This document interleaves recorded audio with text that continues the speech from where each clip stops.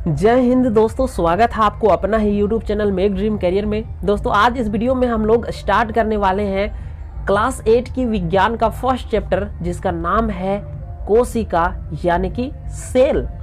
दोस्तों make dream career YouTube channel पर आपको क्लास 8 की गणित, भूगोल, इंग्लिश और इतिहास की क्लासेस अभी रेगुलर आपको प्रोवाइड किया जा रहा है। यदि आपको उन सब्जेक्ट्स को देखना है तो आप make dream career YouTube channel पर जा करके उसका होम पेज में या प्लेलिस्ट में आप देख सकते हैं। मैथ और साइंस मैं पढ़ा रहा हूँ, ज्योग्राफी जो है वो अंकुर सर पढ़ा रहे हैं, इंग्लिश सोनाली मैम पढ़ा रही है और हिस्ट्री जो है वो रानी मैम पढ़ा रही है। तो आपको जिस भी सब्जेक्ट में दिक्कत है वो आप make dream career YouTube channel पर जाकर के आप देख सकते हैं। ठीक है, तो चलिए वीडियो को हम लोग स्टार्ट करते हैं। यहाँ पर बोलता है कि आप अपने आसपास किन किन सजीवों को देखते हैं। कह रहा है, पूछ रहा है कि आप अपने आसपास किन सजीवों को देखते हैं। तो देखिए, सर्वप्रथम सजीव क्या होता है ये आपको जानना चाहिए। जूनियर क्लासेस में आपको बताया गया होगा कि जो श्वसन कर सकता है, जो चल सकता है, जो भोजन करता है, सिंपल रूप में मैं आपको बता रहा हूं कि सिंपल तरीके से सजीव का जो डेफिनेशन है वो क्या है। पहला शर्त है कि वो अपना स्थान परिवर्तित कर सकता है, जिसमें वृद्धि हो सकता है, जिसमें विकास हो सकता है, जो श्वसन क्रिया करता है, जो भोजन करता है, ठीक है, पोषण जिसके लिए आवश्यक है, तो वैसे जीव को हम लोग सजीव कहते हैं। ठीक है, अब चलने का मतलब ये नहीं है कि गाड़ी एक स्थान से दूसरे स्थान तक जाता है तो वो सजीव हो जाएगा, या पेड़ एक स्थान से दूसरे स्थान तक नहीं जाता है तो वो निर्जीव हो जाएगा। ऐसा बात नहीं है। आप एक गुण देख करके आप डिसाइड नहीं कर सकते हैं। पेड़ पौधे जो हैं वो सजीव का सभी गुण उनके पास है, सिर्फ एक गुण नहीं है, वो चल नहीं सकते हैं। कुछ पौधे ऐसे भी होते हैं जो चल सकते हैं। ठीक है, तो आप कमेंट कीजिए कि कौन सा पौधा है जो स्थान परिवर्तन कर सकता है बिना किसी के सहायता का। तो आप उसको कमेंट कीजिएगा। और जब इस चैप्टर का जब हम लोग लाएंगे, फेस वीडियो जब हम लोग लाएंगे, इसका नोट्स जब हम लोग एक शानदार तरीके से हम लोग बनाएंगे, उस समय मैं आपको बताऊंगा। बस अभी हम लोग JCRT बुक को हम लोग क्या कर रहे हैं, स्टडी कर रहे हैं लाइन बाय लाइन। ठीक है, तो कहता है कि सजीव किन किन सजीवों को आप देखते हैं। तो देखिए, पेड़ पौधे हो गए, फिर बहुत छोटे छोटे कीड़े मकोड़े भी होते हैं, उसके बाद आप विभिन्न प्रकार के पशु देखते हैं, पंछी देखते हैं और फिर मनुष्य को देखते हैं। ठीक है, तो वही आगे लिखा हुआ है, पेड़ पौधे, घास में रेंगते हुए कीड़े मकोड़े, पशु पक्षी, अपने मित्र इत्यादि। ठीक है, तो घास में छोटे छोटे कीट पतंग जो रहते हैं आप उसको देखे होंगे। ठीक है, अगर गांव से है तो आप इस सब चीज़ों को आप फील कर सकते हैं। ठीक है, चलिए आगे हम लोग देखते हैं कि आपने विभिन्न प्रकार के मकानों एवं बड़े बड़े भवनों को भी देखा होगा। ठीक है, आप किसी भी गांव में हो, किसी भी शहर में हो, तो आप वहां पर मकान जरूर देखे होंगे, आपका भी मकान होगा। तो आप देखे होंगे कि जब मकान बनता है तो उसका जो दीवार होता है वो छोटे छोटे ईंट का जो टुकड़े हैं, ठीक है, ईंट, ठीक है, छोटे छोटे ईंट जो होते हैं उनको जोड़ जोड़ के एक दीवार का निर्माण होता है और उन दीवारों को आपस में मिलाने से एक रूम का, एक कमरा का निर्माण होता है। उसके बाद जब हम लोग रूम को मिलाते हैं तो एक मकान का, एक घर का निर्माण होता है। तो घर बनाने के लिए हम लोगों को क्या चाहिए, हम लोगों को चाहिए फर्स्ट ऑफ ऑल ईंट के साथ हम लोगों को चाहिए सीमेंट, उसके बाद रड वगैरह, फिर पत्थर का छोटे छोटे टुकड़े जिसको हम लोग छर्री बोलते हैं। तो उन सभी चीज़ों का ज़रूरत होता है।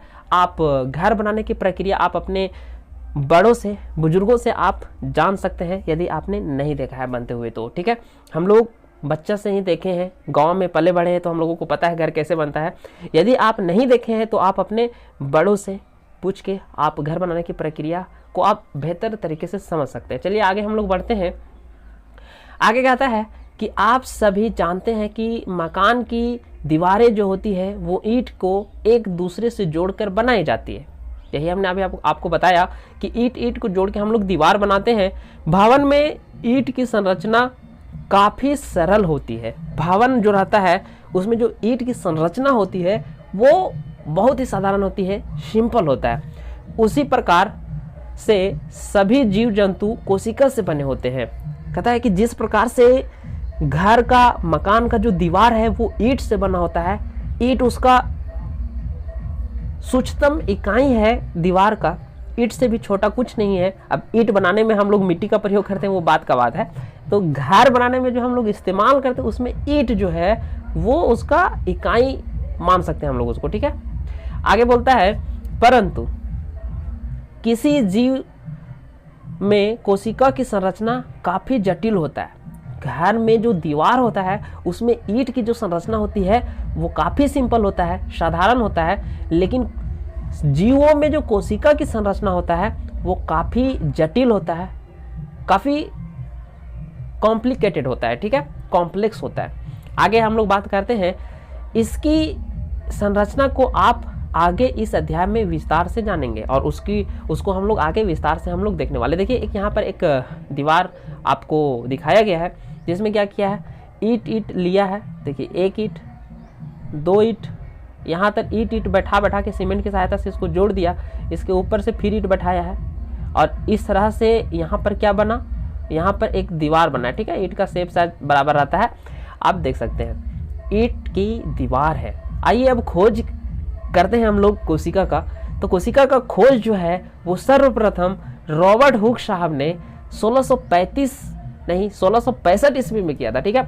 1635 से 1702 ईस्वी तक उनका रॉबर्ट हुक का जो था वो 35 में जन्म लिए थे और 2 तक जीवित रहे थे, यानी कि 1702 में उनका देहांत हुआ होगा, ठीक है।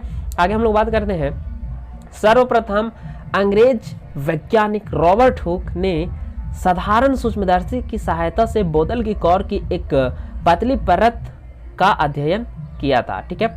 उसके बाद देखिए कॉर्क पेड़ की छाल का एक भाग है। यहाँ पर कॉर्क जो है वो हम लोग वो बैडमिंटन खेलते हैं वो लोग कॉर्क की बात नहीं है, ये जो कॉर्क है वो क्या है, पेड़ की छाल का एक भाग होता है, ठीक है। आगे हम लोग देखते हैं आगे क्या कहता है, बोलता है कि उन्हें कॉर्क की पतली परत में मधुमक्खी के छत्ते जैसे बहुत छोटे छोटे कोष्ठक, जिसको कमरा का नाम दिया उन्होंने, दिखाई दिया। उन्होंने यह भी देखा कि एक कोष्ठक दूसरे कोष्ठक से एक दीवार विभाजन पट्टी द्वारा अलग है। हुक ने प्रत्येक कोष्ठक का नाम कोशिका यानी कि सेल दिया। मधुमक्खी का छत्ता आपने देखा होगा, देखिए कुछ इस प्रकार से आपको मधुमक्खी का जो छत्ता रहता है वो सिमिलर रहता है इसी जैसा, मधुमक्खी का छत जिसमें वो शहद को रखता है। या फिर जब पेड़ की छाल यानी कि कॉर्क को जब सूक्ष्मदर्शी की सहायता से रॉबर्ट हुक साहब ने देखा तो उन्होंने कुछ इस प्रकार की आकृति उन्हें दिखाई दिया सूक्ष्मदर्शी में, वो मधुमक्खी की छत्ते जैसा था और उसमें छोटे छोटे कोष्ठक, कमरे बहुत सारे थे छोटे छोटे और वो एक दूसरे से अलग भी थे, मतलब कि ऐसा नहीं था, इस तरह नहीं था, ठीक है। यहाँ पर दीवार टाइप से था, जिस तरह से ईंट एक ईंट दूसरे ईंट में जुड़ता है तो वहाँ पर गैप रहता है, वहाँ पर सीमेंट को हम लोग डालते हैं, उसी प्रकार से उस छत में भी दिखाई दे रहा था, ठीक है। आगे बोला उन्होंने, देखिए आगे यहाँ पर रॉबर्ट हुक साहब का एक पिक्चर लगाया हुआ है। उन्होंने कहा कि इस प्रकार कोशिका की खोज रॉबर्ट हुक ने 1665 ईस्वी में किया, ठीक है। 1665 ईस्वी में कोशिका का खोज किया गया, किसके द्वारा, रॉबर्ट हुक के द्वारा। 8th क्लास का जब ऑब्जेक्टिव क्वेश्चन पूछा जाता है तो इसमें ये मोस्ट इंपॉर्टेंट रहता है। बोलता है उन्होंने देखा कि कॉर्क की पतली परत मृत कोशिका भित्ति है, ठीक है। वो कैसा था, मृत कोशिका भित्ति था। अधिक आवर्धक क्षमता वाले आवर्धित सूक्ष्मदर्शी की खोज होने के बाद कोशिकाओं की सूक्ष्म संरचनाओं का विस्तार से अध्ययन करना आसान हो गया। रॉबर्ट हुक साहब ने साधारण सूक्ष्मदर्शी से उन्होंने कोशिका का खोज किया था, लेकिन जब बाद में अधिक आवर्धक क्षमता वाले सूक्ष्मदर्शियों का निर्माण हुआ तो फिर उनके बारे में, कोशिकाओं के बारे में और जटिल कहानियाँ जो था उसका वो विस्तार से देखा गया, ठीक है। इन्हें भी जाने, क्या जाने देख लेते हैं। कोशिका अंग्रेजी शब्द सेल है, ठीक है। कोशिका का अंग्रेजी शब्द क्या है, सेल है। सेल शब्द लैटिन भाषा के सेलुला से लिया गया है, जिसका अर्थ एक छोटा सा क्या होता है, कमरा होता है, ठीक है। एक छोटा सा कमरा होता है, ठीक है। आगे हम लोग देखते हैं, आगे बोलता है कि एंटोन वॉन लियोन हॉक ने, एक जो डच वैज्ञानिक है, उन्होंने स्वनिर्मित साधारण सूक्ष्मदर्शी द्वारा 1674 ईस्वी में शैवाल प्रोटोजोआ में सर्वप्रथम जीवित कोशिका का खोज किया। सवाल आपको यहाँ से इस तरह से पूछा जाएगा कि कोशिका का खोज किसने किया सर्वप्रथम, तो उसका आंसर आपका हो जाएगा रॉबर्ट हुक ने 1665 ईस्वी में।